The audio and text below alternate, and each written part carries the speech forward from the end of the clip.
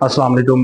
अच्छा ਅਸੀਂ ਨਾ ਇੱਥੇ ਵਾਸ਼ਿੰਗ ਮਸ਼ੀਨ ਚੈੱਕ ਕਰਨ ਵਾਸਤੇ ਆਏ ਸੀ, ਜਿਹੜੀ ਕਿ ਅਸੀਂ ਸਹੀ ਕਰ ਦਿੱਤੀ। ਕਸਟਮਰ ਨੇ ਦੱਸਿਆ ਕਿ ਇਲੈਕਟ੍ਰੋਲਸ ਦੀ ਫ੍ਰਿਜ ਹੈ, ਇਹਦਾ ਨਾ ਪਾਣੀ ਨੀਚੇ ਆ ਰਿਹਾ। ਤੁਹਾਨੂੰ ਦਿਖਾਉਂਦੇ ਆ, ਦੇਖੋ ਇਹ ਦੇਖੋ ਪਾਣੀ, ਠੀਕ ਹੈ। ਇਸ ਤਰ੍ਹਾਂ ਹੀ ਫਰੂਟ ਬਾਕਸ ਦੇ ਥੱਲੇ ਵੀ ਹੈ, ਇਹ ਦੇਖੋ, ਇਹ ਦੇਖੋ ਜਰਾ, ठीक है।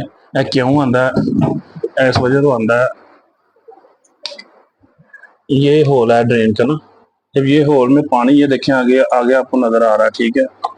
ये होल को आप अच्छे तरीके से ऐसे वायर के साथ 3 नत्ती या 7 नत्ती वायर के साथ आपने ऐसे साफ कर देना, ठीक है।